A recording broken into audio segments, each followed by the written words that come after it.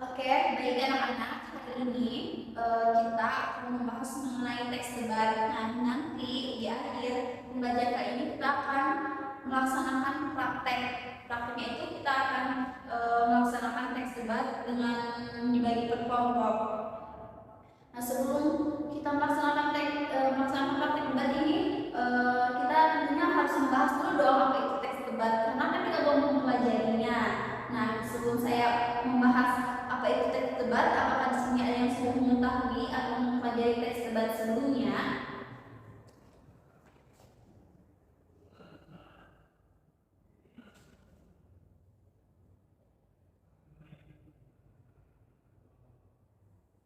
Gimana? Ada yang mengetahui atau tidak apa itu teks debat? Belum belum. Oh, oke, belum pada tahu ya. Memang kita belum belajar. Jadi kita akan pelajarinya sekarang secara bersama-sama. Jadi kalau menurut Kamus Besar Bahasa Indonesia itu, debat memiliki arti sebagai pertukaran pendapat ataupun argumen yang membahas mengenai suatu hal. Nah, yang mana pihak yang saling menyampaikan alasan untuk mempertahankan pendapatnya ataupun argumennya. Pada saat melaksanakan debat, setiap pihak diperbolehkan melakukan penambahan informasi untuk mempertahankan setiap pendapatnya ataupun argumen yang telah dikeluarkan oleh masing-masing pihak. Jadi teks pendapat ini merupakan sebuah pertukaran pendapat.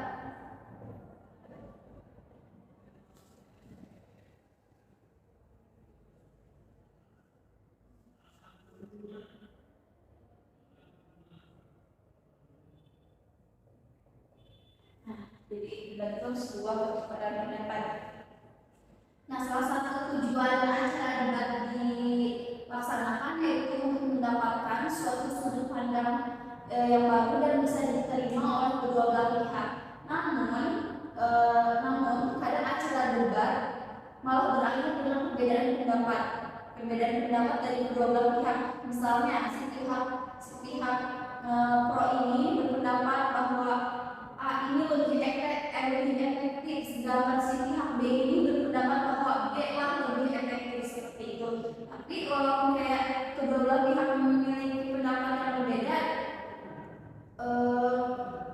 debat tetap dilaksanakan dengan teguh dengan pendapatnya masing-masing. Jadi kedua belah pihak itu sangat berpegang teguh dengan pendapatnya masing-masing, karena kan setiap pendapat itu kedua belah pihak menyampaikan informasi atau argumennya yang diperkuat oleh fakta-fakta yang mungkin mereka ketahui, seperti itu. Nah, walaupun kayak dari kedua belah pihak itu memiliki pendapat yang berbeda, pihak yang melakukan debat ini aja akan memperoleh pengetahuan atau sudut pandang yang baru dengan menyimak pendapat dari lawannya. Seperti kan kayak tadi misalkan pihak yang pro ini berpendapat bahwa A lebih hebat, A lebih baik gitu ya. Berarti nanti walaupun pendapatnya berbeda, nanti si pihak pro ini bisa tahu kalau B juga memiliki kelebihan. Seperti itulah kenapa kayak walaupun berbeda pendapat tetap memiliki pengetahuan, tetap mendapatkan pengetahuan.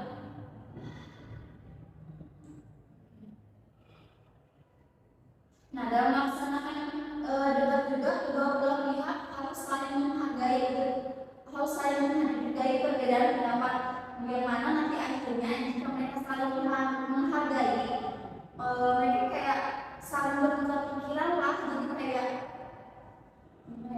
jadi kayak saling menghargai, saling memahami pendapatnya masing-masing. Saling memahami pendapatnya itu. Jadi nantinya walaupun acara debat ini selesai, nggak mempermasalahkan dengan yang luar gitu. Nah, kalau menurut ahli bahasa bernama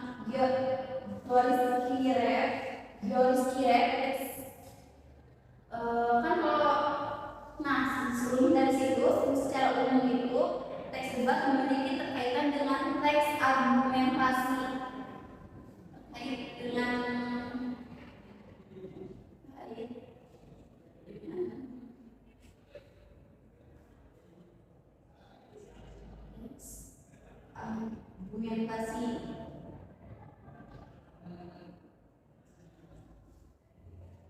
argumentasi. Kalau menurut seorang ahli bahasa yang bernama George Kera, teks argumentasi dapat didefinisikan sebagai sebuah teks berbentuk retorika yang berusaha mempengaruhi sikap atau pendapat dari orang lain. Itu menurut ahli bahasa ya. Nah, teks argumentasi sendiri dibuat agar orang lain bisa mempercayai dengan pendapat kita. Berarti argumentasi ini menguat pendapat kita yang disampaikan kepada orang lain. Nah, teks argumentasi ini juga membuat orang bertindak sesuai apa yang diinginkan oleh penulis dari argumentasi ini. Maka dari itu, teks argumentasi dikatakan sebagai teks yang menjadi payung dalam sebuah teks debat.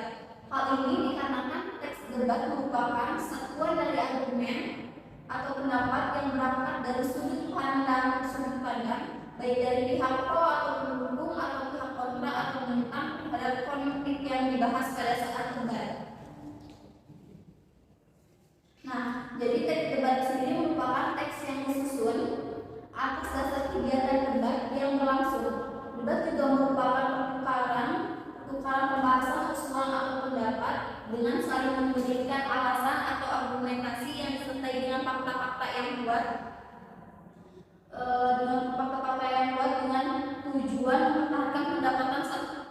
dengan tujuan mempertahankan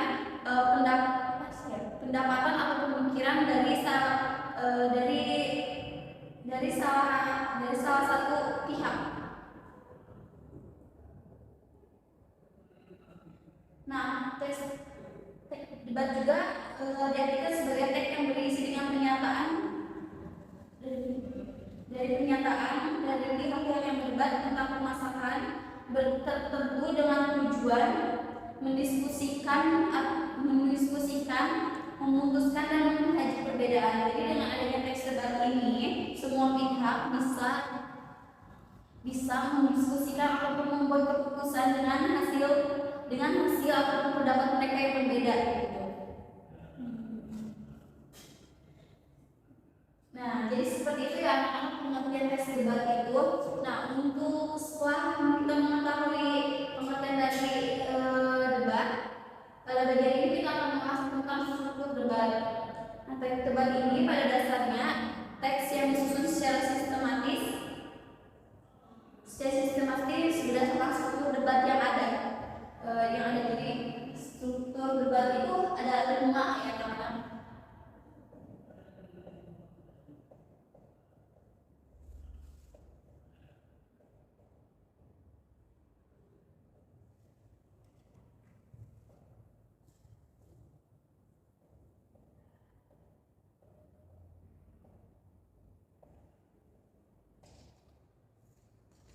Nah, struktur teks debat ini yang pertama yaitu ada pengenalan. Nah, di sini ada yang berpendapat pengenalan itu seperti apa?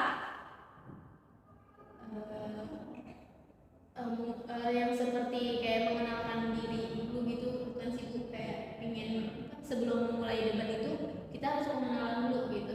Iya, betul sekali. Ya, seperti itu ya teman-teman. Seperti yang disampaikan Dila bahwa pengenalan itu masuk ke debat yang pertama. Nah, pengenalan itu akan disampaikan oleh moderator dengan memperkenalkan ini pihak apa, menyampaikan materi yang dibahasnya, apa yang diperdebatkannya, seperti itu. Nah, selain itu juga pengenalan ini kan pasti diawasinya oleh moderator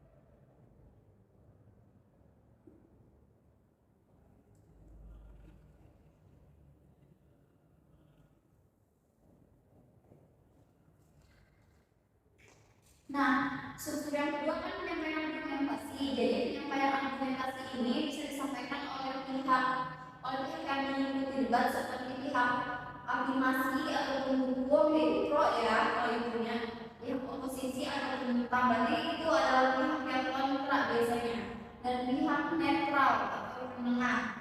Nah, pada bagian penyampaian ini pihak afirmasi memiliki tugas sebagai pihak yang memberikan dukungan terhadap mosi atau disebut dengan pro terhadap mosi atau dengan masalah yang akan dibahas di debat itu. Nah, sedangkan oposisi sendiri adalah pihak yang memiliki tugas untuk menentang mosi. Jadi berarti mereka itu pihak yang kontra terhadap dengan permasalahan yang nantinya akan dibahas pada acara debat tersebut. Nah, sementara dari penyampaian argumentasi ini pihak netral juga memiliki tugasnya yaitu menyampaikan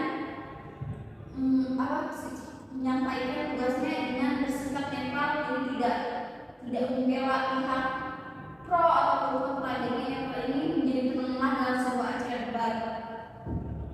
Tapi pihak netral ini juga sebenarnya bersifat opsional, boleh ada boleh enggak. Berarti bisa langsung digantikan oleh moderator ya Bu? Bisa aja. Jadi kalau dalam debat itu kalau cuma moderator terus pihak kontra dan pro aja itu bisa Bu? Itu bisa aja karena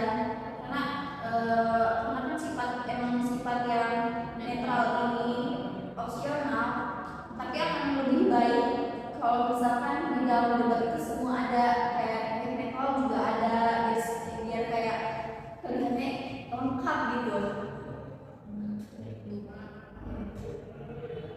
Nah, yang ketiga yaitu debat.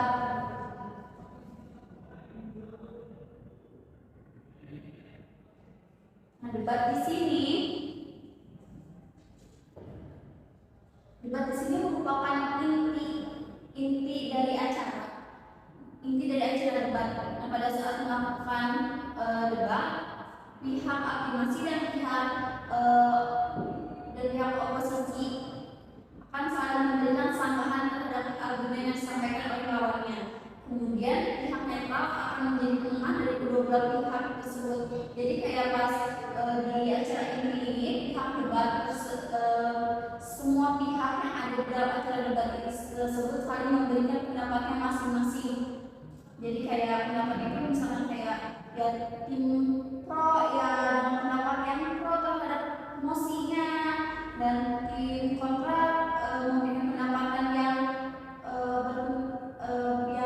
kontra terhadap mosi yang dibahas, dan tim netral ya tentu saja mereka akan menjadi penengah di antara kedua belah pihak ini yang tidak membela pihak pro ataupun pihak kontra tersebut. Seperti itu.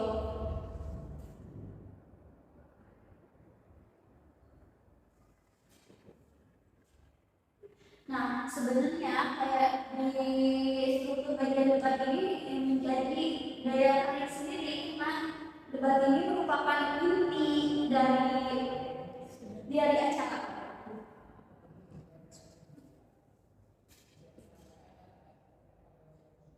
Nah, yang selanjutnya yaitu strukturnya itu terdapat kesimpulan.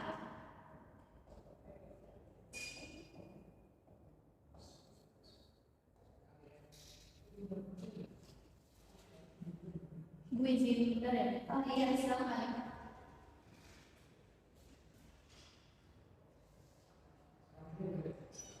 Nah, yang keempat pada struktur tes debat ini ada kesimpulan. Jadi di sini sebelumnya ada yang tahu dulu nggak kesimpulan itu seperti apa?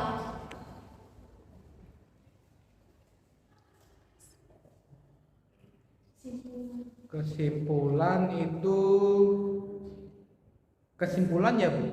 Iya. Kesimpulan itu seperti ringkasan keseluruhan dari materi. Iya, betul. Ya, apa yang disampaikan Leo tepat ya anak-anak. Jadi kayak kesimpulan pada tes debat ini berisi bagian hasil debat yang disampaikan oleh kedua belah pihak yang berdebat, mulai dari afirmasi, oposisi, dan pihak netral.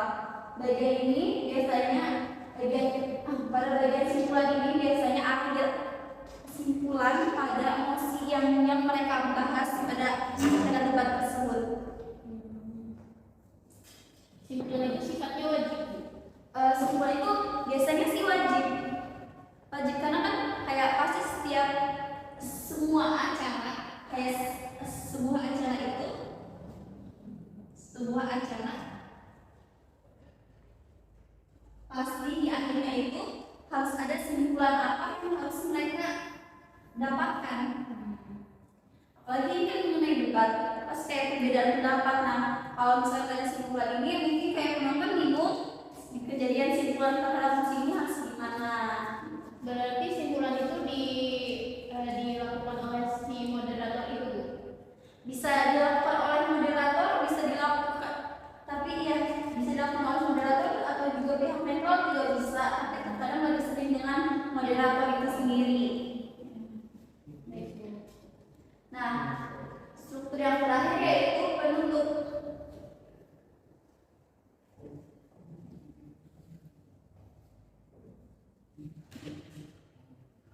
Nah, pada bagian penutup ini atau bagian akhir, moderator akan setelah tadi kan simpulan ya, berarti simpulan ini berkaitan dengan penutup.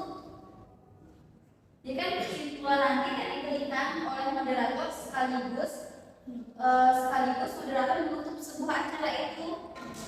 Jadi kesimpulan dan penutup ini saling berkaitan pada acara debat penuhnya.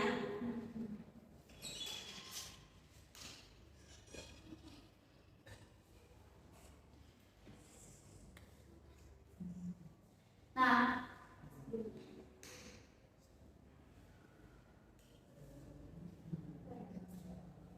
setelah kita membahas mengenai struktur teks debat, kemudian dapat ciri-ciri teks debat.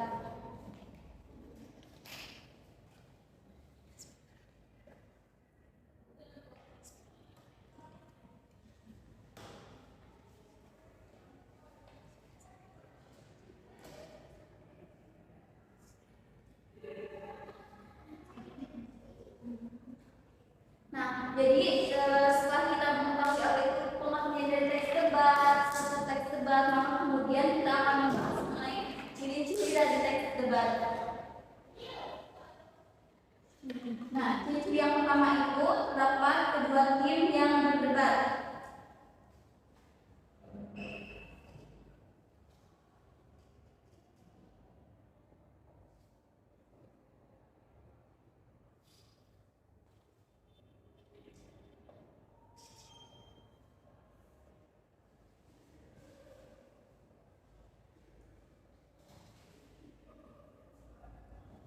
Nah, jadi pada ciri-ciri yang pertama kan terdapat kedua tim yang berdebat. Nah, kedua tim yang berdebat ini bisa disebut juga dengan pihak afirmasi dan pihak oposisi. Yang dimana pihak afirmasi merupakan pihak yang pro terhadap mosi ataupun masalah yang dibahas, dan sedangkan pihak oposisi ini merupakan pihak yang kontra terhadap mosi ataupun masalah yang dibahas pada acara debat tersebut.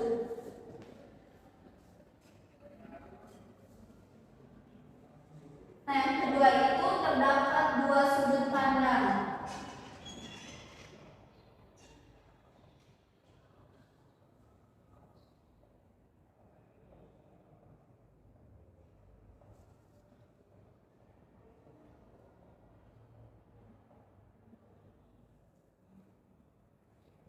Nah, jadi tadi kan udah ada kedua pihak, yaitu ada pihak afirmasi dan oposisi. Nah, terdapat juga dua sudut pandang, yang dimana sudut pandangnya ini yaitu yang ada yang tadi seperti ada pro, ada kontra, itu merupakan sudut pandang yang berbeda.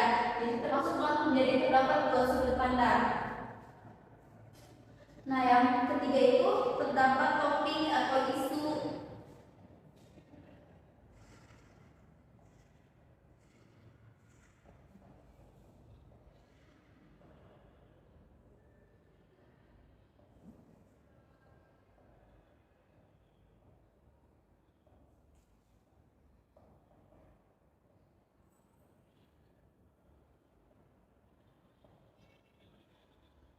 Nah, ciri yang ketiga itu terdapat topik atau isu yang diperdebatkan. Jadi di saat kita melaksanakan debat, tentunya ada dong topik atau isu yang akan kita bahas nantinya. Seperti halnya misalnya debat ini melaksanakan debat tentang pemilu, ya pasti topiknya itu tentang pemilu yang akan dilaksanakan seperti itu. Jika tidak ada topik, tidak akan ada acara debat itu sendiri. Karena apa yang akan dibahas jika tidak ada topik?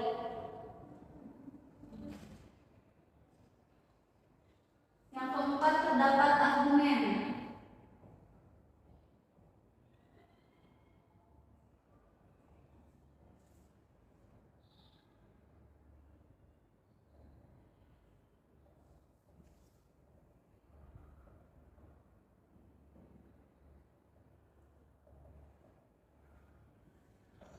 Nah, ciri yang keempat yaitu terdapat pendapat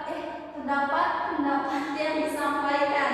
Nah, jadi kayak kan teks debat aja bukan pertukaran pendapat, ya tentu dong ciri-cirinya juga akan memiliki pendapat yang harus disampaikan. Jadi kan teks debat itu kita akan bertukar pikiran ataupun pendapat dengan pihak-pihak lain, dengan pihak-pihak untuk menyampaikan topik yang dibahas pada saat acara debat tersebut. Nah, yang kelima ini terdapat pihak penengah.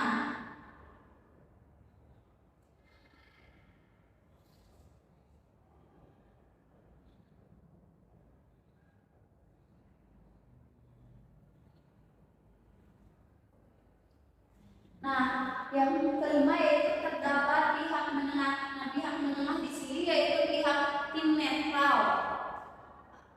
Tim netral, yaitu tim netral ya. Tapi nomor 5 di sini terdapat pihak netral ini opsional ya bagi anak-anak. Jadi kayak boleh ada boleh enggak. Jadi walaupun kayak nomor 5 ini sifatnya opsional, boleh ada boleh enggak, tetapi yang 4 ini harus ada pada saat kita melaksanakan debat. Hanya nomor 5 saja yang bersifat opsional. Seperti itu.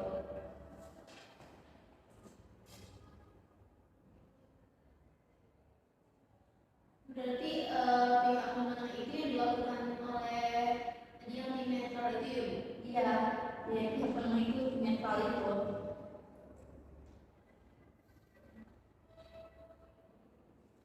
Nah, kan tadi kita udah membahas struktur, kemudian ciri-ciri, apakah sebelum kita lanjut ke kaidah yang dipakai pada saat teks debat ini, apakah kalian ada yang ditanyakan?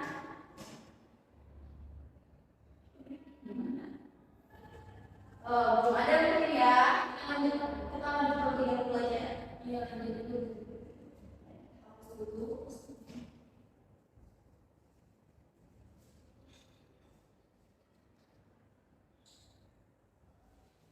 Biar saya tadi hapus.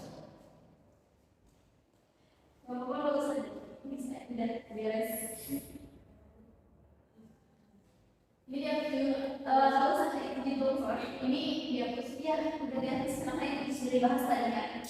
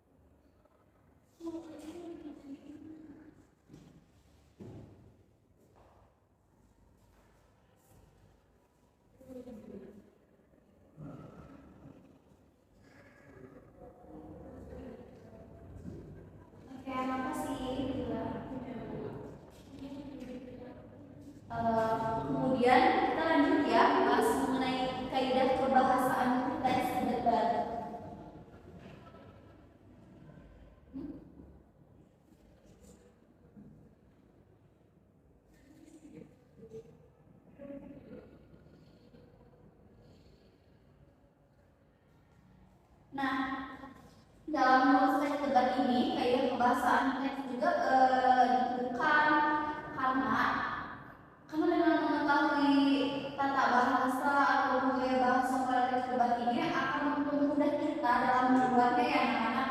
Jadi kalian kalau akan membuat teks debat, kalian harus mengetahui terlebih dahulu kaidah kebahasaannya seperti gimana, kayak gimana.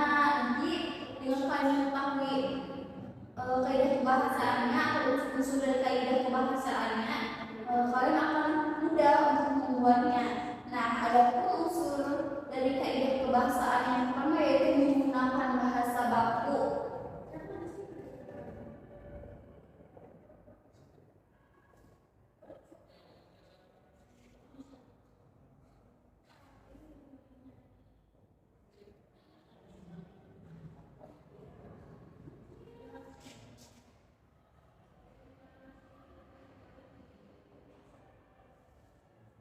Jadi menggunakan bahasa baku di sini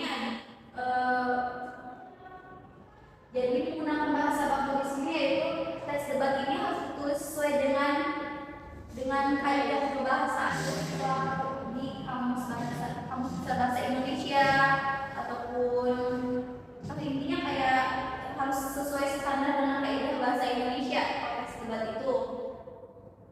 Nah, yang kedua itu menggunakan kata denotatif.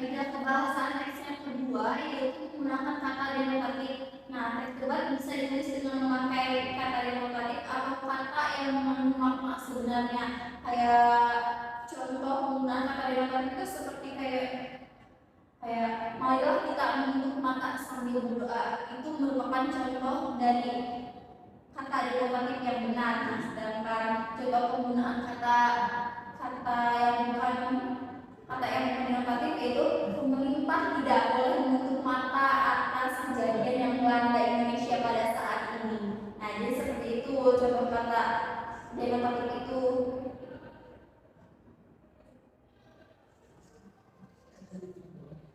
Nah,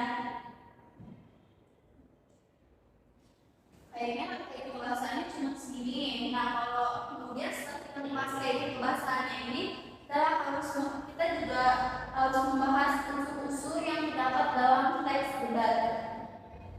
Unsur-unsur debat.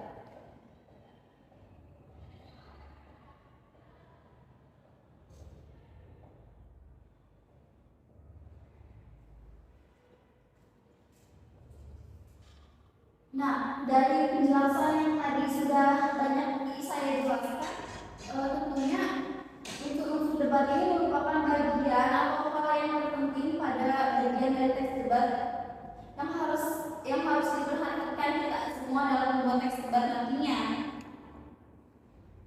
Unsur-unsur teks debat ini ada 3, yaitu mosi, debat, dan partisipan. Nah, ada 3 ya, mosi,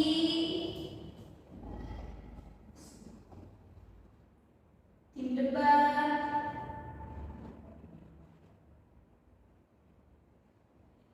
dan partisipan.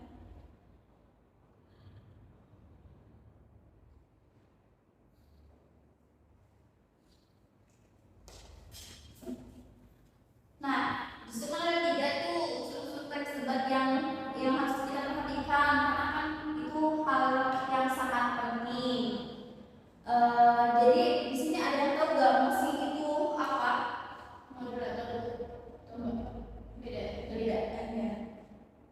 Ya. Jadi mosi itu merupakan unsur debat yang pertama yang dimana mosi itu lebih tepatnya sebagai sebuah topik atau isu.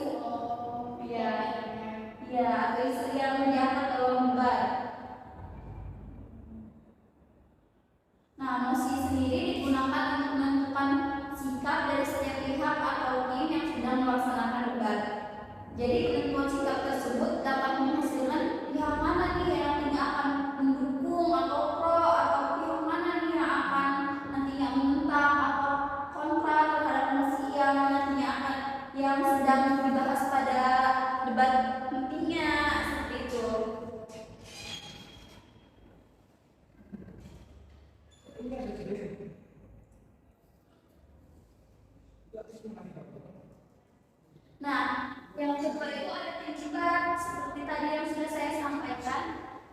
Tim debat itu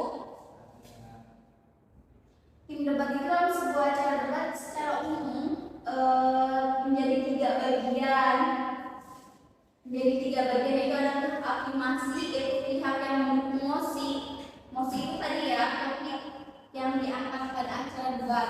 Nah, yang kedua itu ada pihak oposisi, yang dimana pihak yang menentang terhadap mosi atau topik yang diperdebatkan. Nah, dan tidak ketinggalan pastinya ada pihak netral, yang walaupun pihak netral ini bersifat opsional, serta pihak netral itu selalu ada walaupun sifatnya opsional.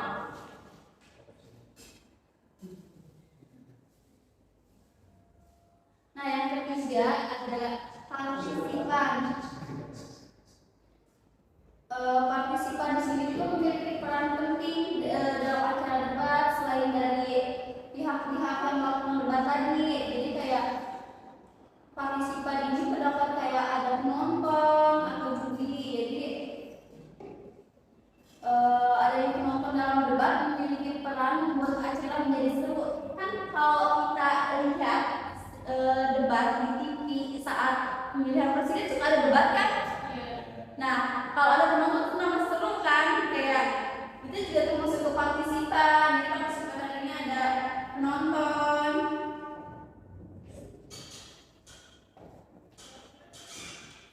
Penonton ini akan membuat ramai suasana.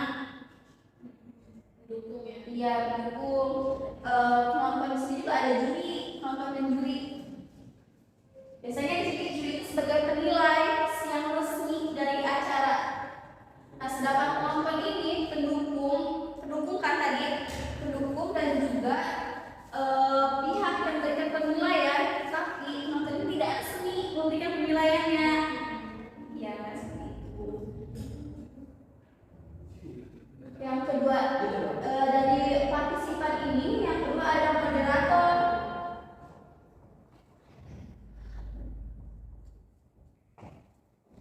Apakah ada yang tahu moderator itu apa?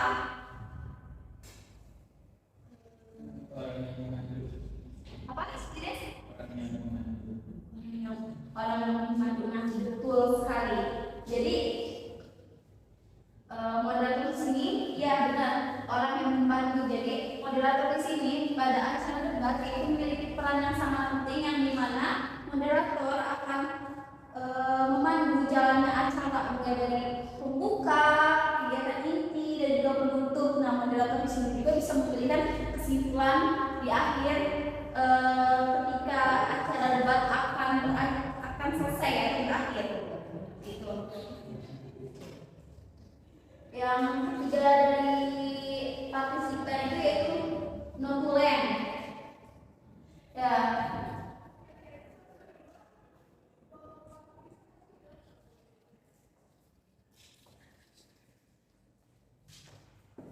Seperti namanya, tugas orang notulen adalah menulis kesimpulan dari debat yang berlangsung. Selain itu juga notulen memiliki tugas untuk melakukan pencatatan terhadap pernyataan kesimpulan akhir hasil debat hingga argumen yang disampaikan oleh kedua pihak yang berdebat.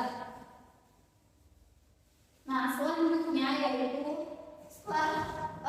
sebelumnya apakah ada pertanyaan yang ingin kalian tanyakan? Bu, kalau untuk juri itu, peran juri itu bisa digantikan ke moderator nggak sih? Kayaknya kalau itu kayaknya peran juri tidak bisa digantikan untuk moderator, karena kan tugas moderator itu memandu acara, sedangkan tugas juri itu memberikan penilaian. Berarti setiap perdebatan itu harus ada tim dari jurinya gitu. Iya, harus. Maka untuk memberikan penilaian acara debat tersebut. Baik Bu, terima kasih. Nah, oke ya, ada yang ditanyakan lagi? Oke, anak-anak. Jadi seperti itu ya, bahasan materi mengenai teks debat sendiri. Nah, itu di sini akan memberikan salah satu contoh teks debat. Nanti kalian bisa mempraktekannya. Nah, contoh yang saya berikan yaitu mengenai mosi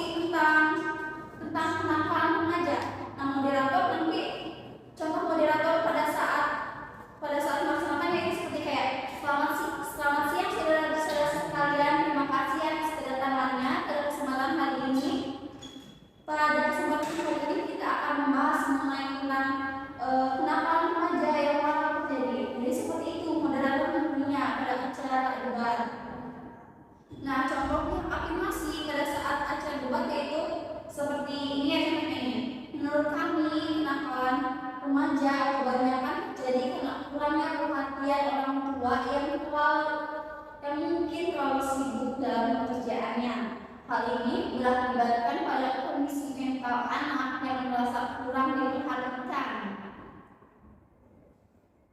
Nah, contohnya, sedangkan untuk contoh dari tim oposisi, dia kayak gini. Kan oposisi ini tim yang kontra terhadap oposisi, jadi kayak tim oposisi ini menolak pendapat dari pihak kontra tadi. Jadi seperti ini contohnya. Kami kurang setuju jika faktor utama kenakalan remaja itu adalah kurangnya kasih sayang dan perhatian dari orang tua. Meski hal tersebut menjadi penyebabnya, banyak faktor yang bisa menyebabkan terjadinya kenakalan remaja. Salah satunya diantaranya adalah pergaulan di luar rumah yang tidak baik. Nah, kemudian setelah kedua belah pihak menyampaikan pendapatnya, kemudian moderator kembali dengan memberikan kesimpulannya seperti misalkan moderator memberikan kesimpulannya seperti meski perhatian dari orang tua untuk menjadi penyebab utama dari kenakalan remaja, ada baiknya kita sebagai orang tua juga memperhatikan dengan siapa kita akan berteman sehingga akan meminimalisir pergaulan yang tidak baik dan akan mempengaruhi timbulnya kenakalan remaja. Nah, jadi seperti itu ya anak-anak contoh dari teks debatnya. Nah, sekarang kalian dibagi menjadi 3 kelompok karena mungkin orang-orang yang tidak cukup banyak yang tidak masukkan hari ini. Jadi saya akan membagi menjadi pihak afirmasi, pihak oposisi, sama moderator saja karena kan netral opsional. Jadi saya tidak adakan pihak ini. Ya, untuk si Des yaitu ketua dari kelompok afirmasi dengan mosi yang akan diangkat ataupun yang dia bahas yaitu mengenai full day sekolah, effective full day school. Nah, dengan pihak oposisi atau pihak kontranya yaitu Leo sebagai ketuanya dan moderator yang akan maju jalani acara kalian debat yaitu Adilah. Nah, kepada kedua pihak yang tadi saya panggil, silahkan kalian sekarang maju ke depan bersama saya dan kalian membacakan pendapat kalian di sini. Boleh kalian membawa kursi atau kalian berdiri saja juga boleh. Baik Bu. Silakan. Bu kursi aja.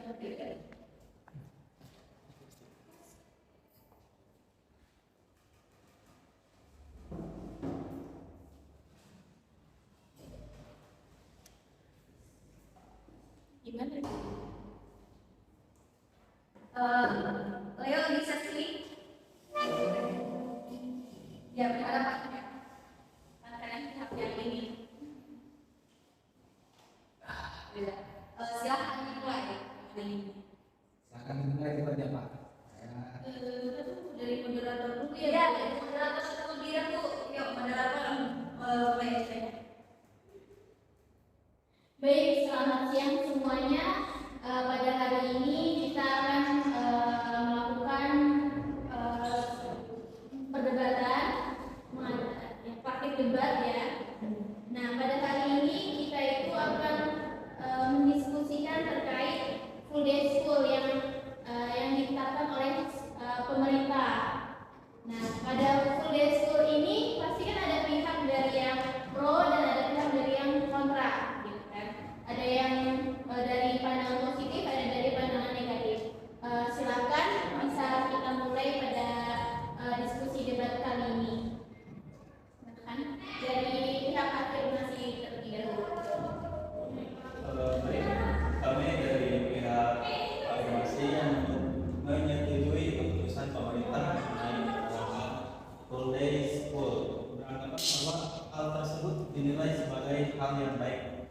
Adanya penerapan full day school dirasa mampu membuat siswa-siswanya belajar secara optimal. Tentu dengan diawasi latar langsung oleh guru pembimbing dan mata pelajarannya. Sekian dari saya. Baik Pak, jadi begini, menurut kelompok kami, karena kasus budaya ini benar-benar lebih dipikirkan matang lagi Pak. Sebagai kan mereka masih anak-anak, mereka juga membutuhkan waktu untuk mengembangkan diri mereka sendiri dan bersosialisasi dengan keluarga maupun lingkungan di sekitarnya, lingkungan masyarakatnya itu Pak, di jam luar sekolah. Itu menurut kelompok kami Pak. Baik, terima kasih untuk kelompok posisi dan afirmasi. Terkait dari bahan diskusi ini bisa kita netralkan secara bersama bahwa dari peraturan yang ditetapkan oleh pemerintah dari adanya full day school itu sebenarnya baik, cuma mungkin agak membuat peserta didik itu sedikit beradaptasi gitu ya untuk menyesuaikan waktunya.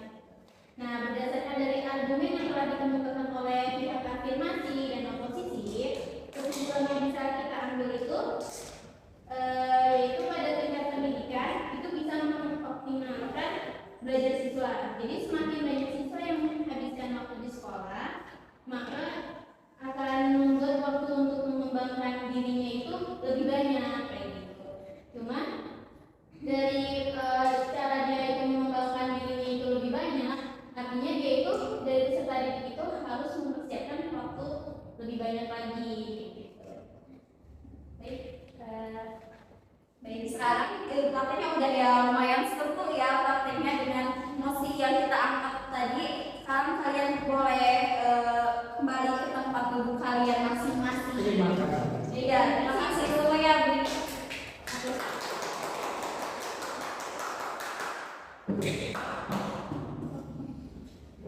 Oke, terima kasih kepada pihak pro dan kontra dan juga moderator yang sama-sama Bu. Iya. Oke. Nah, kalau pada pelajaran hari ini pelajaran kita kelas